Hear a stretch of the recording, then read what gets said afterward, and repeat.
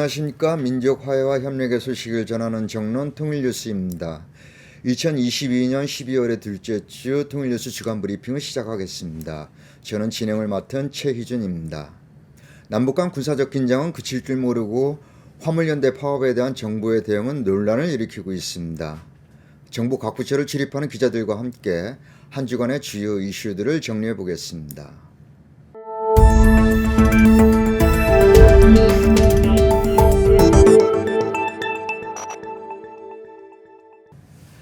외교부 출입하는 김치광 기자와 이야기 나눠보겠습니다. 안녕하십니까? 네, 안녕하십니까? 오늘은 어떤 이야기를 가지고 나오셨습니까? 예, 두 가지인데요. 하나는 박진 외교장관이 한일 관계 현인 회의를 주재했다는 소식이 있고요.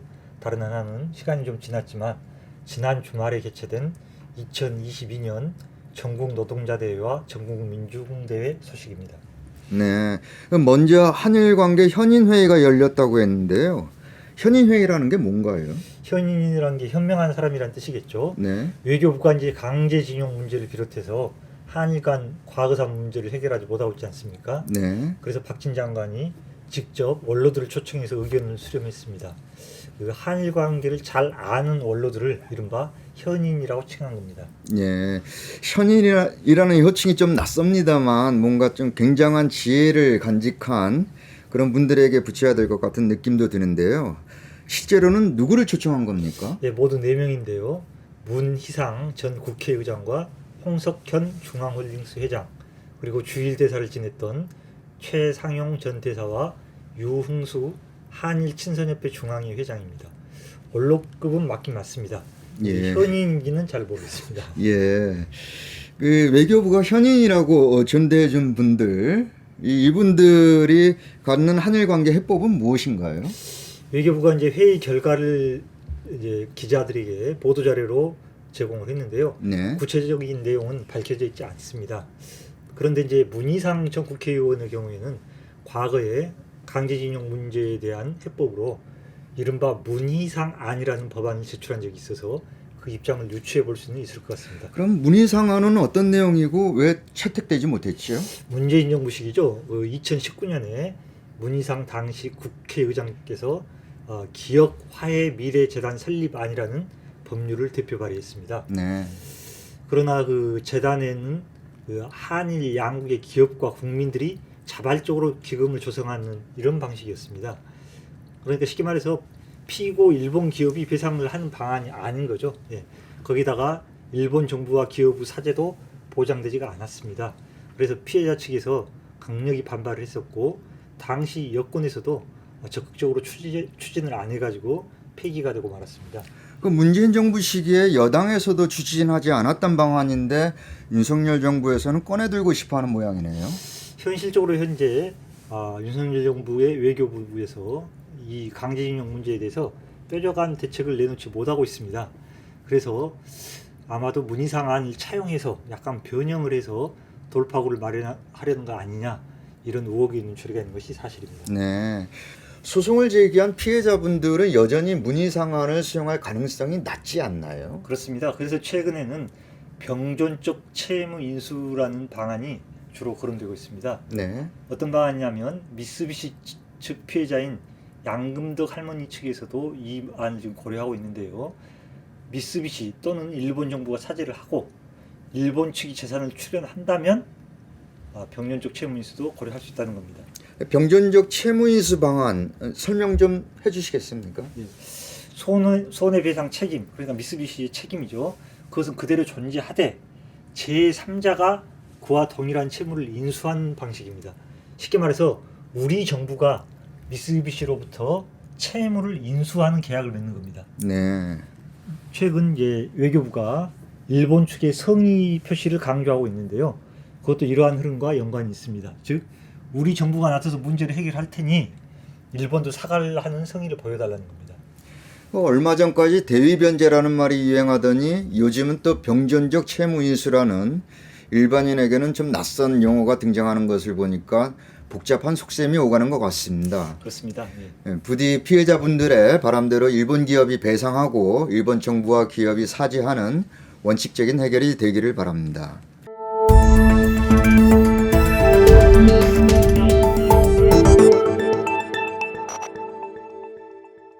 다음 이야기로 넘어가 보죠. 예. 전국 노동자 대회는 노동계에서 매해 가장 큰 규모의 집회인데요. 올해는 어땠나요? 올해는 이제 민주노총이 주최를 했고요. 화물 노동자가 총파업을 하고 있는 상황에서 열렸습니다. 더구나 정부가 업무 개시 명령까지 내려서 상당히 긴박한 분위기 속에서 열렸습니다. 예. 특히 이제 화물 노동자 총파업을 지원하기 위해서 서울과 부산으로 나뉘어서 이렇게 두 군데서 열렸는데요. 서울 국회 앞과 부산 신항에서 1만 명 정도가 모였습니다. 주로 어떤 내용이 제기가 됐습니까?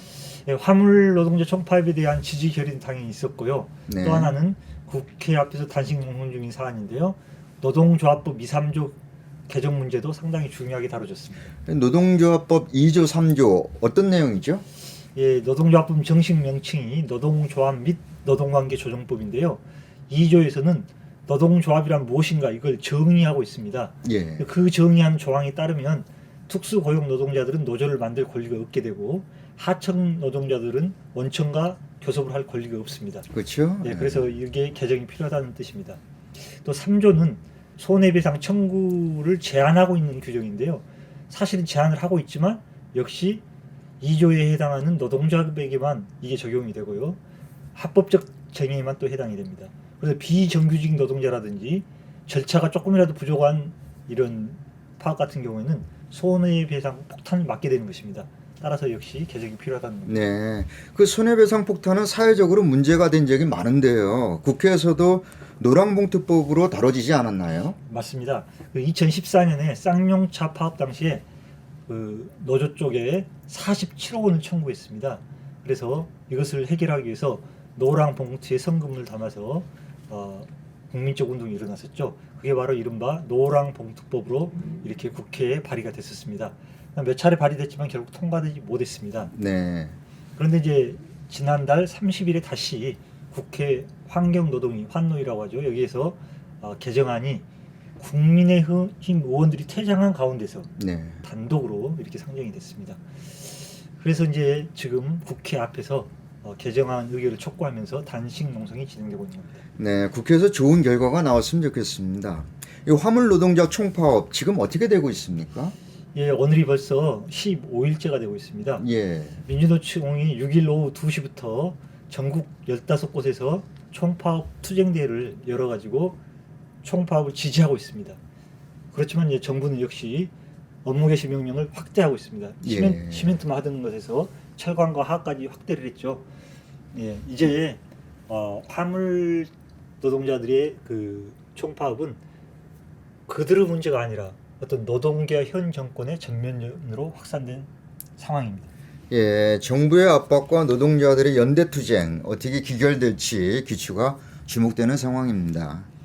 전국 노동자 대회에 이어 전국 민중 대회도 열렸죠. 그렇습니다. 지난 3일 국회 앞에서 전국 노동자 대회 곧바로 이어서 그 자리에서 전국 민중 행동이 주최한 전국 민중 대회가 열렸습니다. 그 전국 민중 대회 분위기는 어땠습니까? 한마디로 각계각층이 아우성이었습니다. 예. 노동자, 농민, 빈민, 여성은 물론이고 이태원 참사와 관련한 공무원노조 소방본부, 또 전국 언론노조, 정의기억연대 이런 관계자들이 무대에 올랐는데요. 모두 다 이대로는 살 수 없다. 윤석열 정권을 심판하자는 분노의 목소리가 터져나왔습니다. 예. 전국 민중 대회에서 나온 주요 요구 사항들을 정리 좀 해주시죠. 정말 요구 사항이 많았는데요. 전국 민중 행동에서 이것을 5대 실행 과제와 요구로 정리를 했습니다. 그래서 첫 번째는 민생 파탄 국가 책임을 물어서 민중 생존권을 국가가 책임지라는 구호가 나왔습니다. 네. 그리고 두 번째는 민생 개혁 입법 문제가 제기됐습니다. 그래서 아까 말씀드린 노조법 2, 3조 개정, 민영화 금지법 제정, 양곡관리법 개정, 노점상 생계보호 특별법 제정 같은 법 개정 요구가 쏟아졌습니다. 세 번째로는 이태원 참사 책임 촉구로 대통령 사과와 책임자 처벌 등이 거론됐습니다. 네 번째로는 민주주의 파괴 중단으로 언론 탄압, 공안 탄압, 검찰 공화국 심판 등이 거론됐습니다. 네. 마지막 다섯 번째로는 굴욕 외교와 전쟁策동 저지가 중요하게 다뤄졌습니다. 예를 들어서 한미일 군사협력 즉각 중단, 대중, 대북 적대 정책 폐기, 굴욕 외교 중단, 일본 사죄 배상 요구, 아주 다양한 문제들이 제기됐습니다. 거의 모든 방면의 요구들이 망라되어 있는 것 같습니다. 그렇습니다. 그만큼 우리 사회 곳곳이 지금 윤석열 정부 하에서 몸살을 앓고 있다는 것이겠죠. 그렇습니다. 오죽하면 각계각층 요구가 이대로는 살 수 없다. 예전에 뭐 그런 구호들이 있었지 않습니까? 못 네. 살겠다 갈아보자 뭐 이런 것 같은 그런 상황입니다. 그래서 윤석열 정권 심판하자라는 구호로 모아졌습니다. 이제 겨우 6개월을 넘긴 윤석열 정부를 향해서 터져나오는 분노의 목소리가 심상치 않은 셈입니다. 성남 민심에 귀 기울여야 할 텐데 걱정입니다. 예, 잘 들었습니다. 예, 수고하셨습니다. 수고하셨습니다. 외교부를 출입하는 김치광 기자였습니다.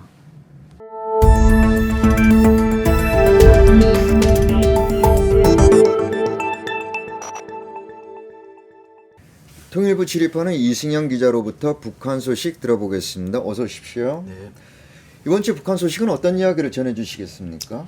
예, 북한이 이달 하순 당 중앙위원회 전원회의 소집을 예고한 상태죠. 네. 이 본격적으로 한 해 총화와 그 내년도 계획 작성에 들어선 상황입니다. 이 노동신문이 주목할 만한 기사를 냈습니다. 6일부터인데요. 그 한 해를 결산하는 연재 기사를 내고 있습니다. 네. 뭐 당 전원회의 기조를 미리 좀 짚어볼 수 있다고 생각이 됩니다. 오늘은 그걸 좀 소개하겠습니다. 어떤 내용인지 먼저 소개해 주시죠.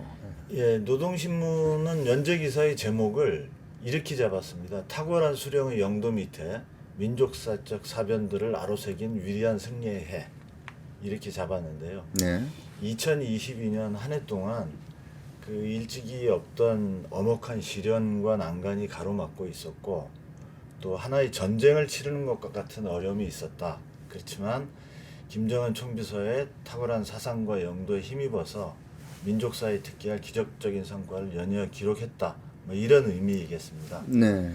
그 올해 이룩한 민족사적 사변으로는 네 가지를 꼽았습니다. 이 네 가지는 첫 번째, 그 당의 강화 발전을 100년, 1000년 담보하는 새시대 당 건설 방향. 두 번째가 우리 국가의 무궁한 번영을 위한 공화국 정부의 시정 방침. 세 번째가 사회주의 농촌 문제 해결의 진로를 명시한 새시대 농촌혁명 강령. 그리고 마지막 네 번째가 주체위협의 영년 청정함을 담보하는 혁명가 후비 육성 사상. 이렇게 되어 있습니다. 민족사적 사변으로 꼽은 네 가지 예. 그 네 가지 성과에 대해서 하나하나 살펴볼까요? 그러면 그 예. 첫 번째는 어떻습니까? 예, 다소 길긴 합니다. 이게 하나하나 최대한 간략하게 말씀드리겠습니다. 첫 번째는 새시대 당 건설 방향인데요. 네. 이건 지난 10월 17일 북에서 그 조선노동당의 역사적 뿌리라고 평가하는 트드 타도 제국주의 동맹 결성 96주년을 맞아서 김정은 총비서가 당 중앙 간부에서 한 기념 강연입니다. 새시대 우리 당 건설 방향과 조선노동당 중앙 간부학교의 임무에 대하여 이걸 말하는 거죠. 그 지금까지 당의 강화 발전은 조직 건설, 사상 건설, 영도 예술 건설 이런 세 방면에서 추진해 왔다고 이야기를 합니다. 네. 그런데 이 변화하는 시대적 요구와 당 사업의 현 실태를 반영해서 새로운 당 건설 방향을 이렇게 정식화했습니다. 당을 정치적으로 원숙하고 조직적으로 굳건하며 사상적으로 순결하고 규율에서 엄격하고 작풍에서 건전한 당으로 강화 발전시키는 것, 이렇게 정식화했습니다. 예, 그 민족사적 사변으로 꼽은 네 가지 중에 그럼 두 번째는 어떤 것이었습니까? 예, 이건 공화국 정부의 시정 방침이라고 하는 건데요. 지난 9월 8일이었죠. 그 최고인민회의 제14기 제7차 회의에서 김정은 총비서가 한 시정 연설을 말합니다. 이 시정 연설에서 총비서는 이렇게 이야기를 했습니다. 제1혁명과학은 국가 방위력 건설을 최우선, 최중대시하여 절대적 힘을 무한대로 끌어올리는 것.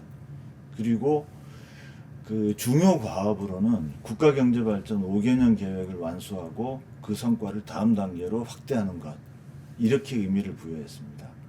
여기서 그 김정은 총비서는 이 무엇보다도 미제의 패권 전략의 총파산을 선고하고 전면적 발전, 전면적 부흥으로 나가려는 우리 공화국 정부의 불변의 의지를 다시금 세계 앞에 명백히 시위하였다. 라고 역설했는데요. 그 당시 시정연설 당시에 국가 핵무력정책법령이 채택되지 않았습니까? 네. 여기 대해서는 그 국가 방위 수단으로서 전쟁 억제력을 법적으로 가지게 되었음을 내외에 선포한 특기할 사변이다라고 하면서 이 국가와 인민의 영원한 안전과 만년대계의 미래까지도 확고히 담보할 수 있는 정치적 제도적 장치가 갖추어지는 또 하나의 중대한 역사적 위협이다 이렇게 자평했습니다. 예. 또 핵무기에 대해서는 이 적대 세력들이 핵 전쟁 도발 책동을 완전히 종식시키고 우리 공화국이 자기의 존엄과 안전을 굳건하게 수호하기 위하여 수십 년간의 간고하고 피 흘린 투쟁으로 마련한 억제 수단 절대 병기라고 했죠. 네. 그 우리의 이 정당한 조치가 역사적인 시정연설에서 천명됨으로써 적대 세력들이 더는 우리의 핵을 놓고 흥정할 수 없게 불태의 선을 그어놓을 수 있었다 이렇게 말했습니다. 네. 그 올해 이룩한 민족사적 사변 4가지 중에 그 3번째 소개시켜 주시죠. 예, 이 새시대 농촌혁명 강령이라고 말하는 겁니다. 네. 그 지난해 2021년이었습니다. 12월 27일부터 31일까지 당 8기 제4차 전원회의가 열렸습니다. 그 올해 말에 열릴 전원회의가 6차 전원회의가 되고 작년 말에는 4차 전원회의가 있었습니다. 이때 김정은 총비서가 우리식 사회주의 농촌 발전의 위대한 새 시대를 열어나가자라는 보고를 했는데 이걸 일컫는 말입니다. 예. 이때 그 새시대 농촌혁명 강령의 목표로 제시한 것이 온 나라 농촌을 주체 사상화하고 물질적으로 부유하게 만드는 것. 그리고 이 강령의 근본 목적이자 기본 내용은 농민 문제와 농업 문제를 종국적으로 해결함으로써 노동계급과 농민, 도시와 농촌의 차이를 완전히 없애고 인민의 이상사회, 사회주의 공산주의 사회를 건설하는 것. 이렇게 이야기를 했습니다. 네. 또 이런 전례 없이 거창한 과업을 수행하자면은 그 단계와 목표를 과학적으로 정하고 또 연차별 계획에 따라서 그 사업을 전개해야 된다고 하면서 이 당면한 농촌 발전 전략을 또 제시를 했었습니다. 그 한 해 동안 계속 나왔던 이야기인데요.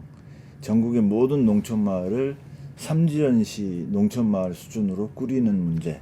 예. 그리고 농업 근로자들을 지식형 근로자로 만들고 정신적으로 개명시킬 때 대한 문제.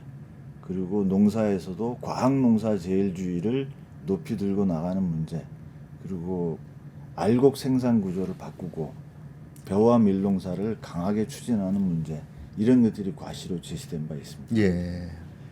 이 노동신문은 이런 그 새로운 농촌혁명 강령의 모든 내용이 그 1964년입니다. 김일성 주석이 발표한 그 농촌태제라고 하는 우리나라 사회주의 농촌 문제에 관한 태제, 이것을 혁명적으로 계승하고 그 새로운 높은 단계로 심화 발전시킨 것이라고 강조하고 있습니다. 네. 그 올해 이룩한 민족사적 사변 4가지 중에 마지막 4번째가 혁명과 후비 육성 사상에 관한 것으로 나와 있는데요. 네. 이것에 대해서 설명을 좀 해주시죠. 예, 김정은 총비서가 지난 10월 12일 그 만경대 혁명학원 그리고 강반석 혁명학원 창립 75주년 기념 행사에서 한 연설 내용입니다. 네. 이 연설의 제목이 만경대 혁명학원과 강반석 혁명학원은 주체 이외의 억년 청청함을 담보하는 핵심 육성의 원종장이 되라. 뭐 이런 제목이었는데요. 네. 이 사상의 본질이라고 하는 건 뭐 혁명 열사들이 남기고 간 자녀들을 그 선열들이 지녔던 사상과 신념, 충실성의 전통을 이어가는 경결한 혁명가로 알차게 키워서 그들이 이 혁명 대우의 핵심 중의 핵심이 되게 하도록 하는 것. 그래서 어느 부문에서나 전진과 발전의 선구자가 되도록 하여야 한다는 것이라고 설명하고 있습니다. 네. 이 뭐 기본 내용은 혁명학원 사업 개선을 통해서 핵심 골간 후비를 육성하고, 또 두 번째 혁명학원 졸업생들이 혁명가 유자녀로서의 본분과 책임을 다하는 것, 뭐 그밖에 뭐 정치 사상 교양을 최우선적으로 주력할 것, 그리고 이 혁명학원들의 교수 교양 방법을 개선해서 전국의 본보기 학교, 다른 교육 단위가 따라 배우는 학교 위에 학교로 만들어야 된다는 것, 뭐 이런 등등이 있습니다. 네. 그 이런 내용들이 연말에 개최될 예정인 당 전원회의에 어떻게 반영될 것인지 지켜봐야 될 게 있네요. 예, 이 노동신문 연재는 이 김총 비서의 사상 이론적 업적을 이렇게 네 가지로 압축해서 설명한 것인데요. 네. 그 오늘 8일입니다. 8일에는 이 연재 기사 중에 당 중앙의 유일적 영도체계 확립, 그리고 혁명적이고 인민적인 당풍 확립, 뭐 이런 구체적인 성과도 계속 소개하고 있습니다. 예. 한 해 총화의 기초 자료인 셈인데요. 계속 지켜봐야 할 것 같습니다. 네. 여기까지 듣겠습니다. 수고하셨습니다. 네, 고맙습니다. 통일부를 출입하는 이승현 기자로부터 북한 소식 들어봤습니다. 북한의 핵 위협과 마찬가지, 북한의 공갈 협박 전략과 똑같다. 조선노동당 이중대, 화물연대 파업에 대해 윤석열 대통령과 여당인 국민의힘에서 나온 말들입니다.